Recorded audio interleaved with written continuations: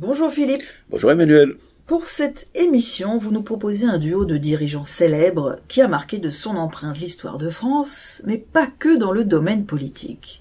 Pour cette 30e émission de Itrema, vous nous relatez l'énigme, c'est son titre, l'énigme Pompidou-De Gaulle d'Arnaud Tessier. Bienvenue dans Itrema, la chronique littéraire et républicaine de Philippe Foussier, créée par l'UFAL, animée par Emmanuel Bélier-Gauthier.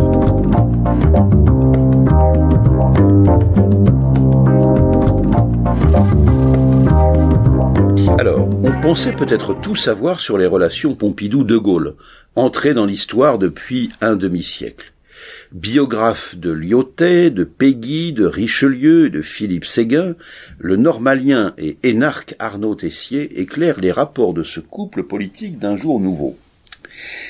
Une complémentarité durable qui s'achève en divorce douloureux.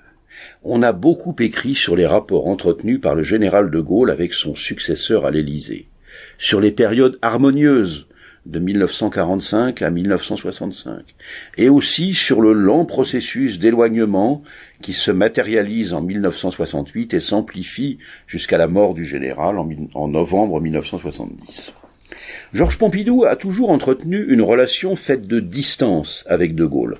Il est appelé par le général à la Libération, collabore activement avec lui le temps de l'exercice du pouvoir, puis lorsque De Gaulle entame sa traversée du désert, durant cette 4e République, comme il le disait, des partis et des combines, Pompidou mène son existence de son côté.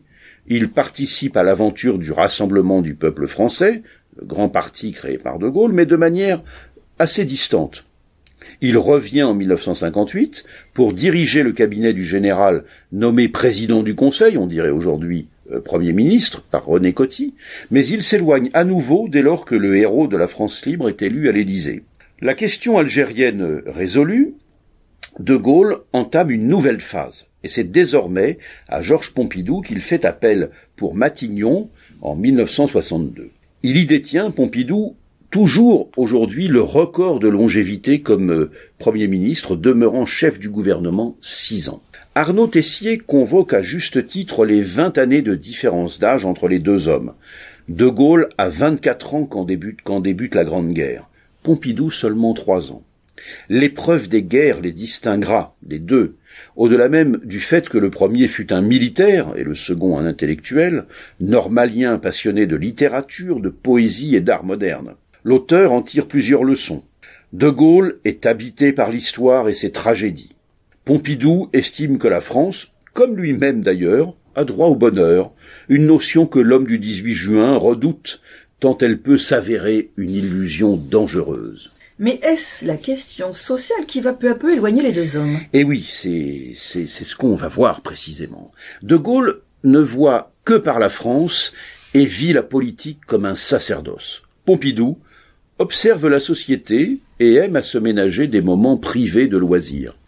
Le premier croit à la grandeur de la France, le second se contente de sa dignité. De Gaulle veut diriger et conduire, changer le cours des choses, il est capable de foucade, instinctif et intuitif. Pompidou, lui, est pragmatique, prudent, parfois hésitant. Il est d'un tempérament fait de constance et de stabilité, rationnel, ce que, d'ailleurs, De Gaulle apprécie grandement chez lui. Mais les raisons du désamour, elles ont déjà été inventoriées pour un certain nombre d'entre elles. Différence d'interprétation de mai 68, volonté de Pompidou d'ouvrir la majorité présidentielle de l'époque, vers le centre et les libéraux, et puis l'affaire Markovic. Mais l'intérêt majeur de ce très bon livre d'Arnaud Tessier réside dans la manière dont il fait en effet de la question sociale l'origine des divergences entre les deux hommes. Ce que les commentateurs résumeront par le terme de participation n'épuise pas l'étendue des visées du général en la matière.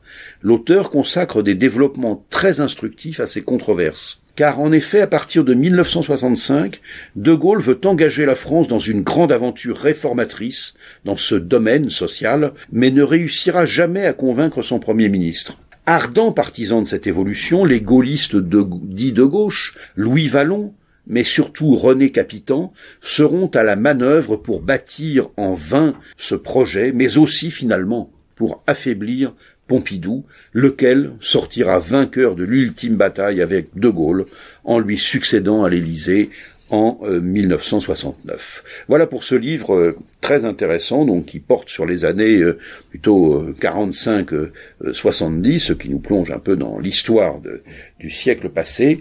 Donc un livre d'Arnaud Tessier, T-E-Y-2-S-I-E-R, L'énigme Pompidou de Gaulle, paru aux éditions Perrin, 368 pages, 23 €. Merci Philippe, et n'oubliez pas, chères auditrices et chers auditeurs, que Itrema est un rendez-vous littéraire et républicain, diffusé tous les lundis à midi pile sur Laïcidane, notre radio que vous connaissez bien à présent. Vous pouvez écouter, réécouter cet Itrema numéro 30, comme les 29 épisodes qui l'ont précédé, comme bon vous semble en podcast. Bonne semaine Philippe. Bonne semaine Emmanuel.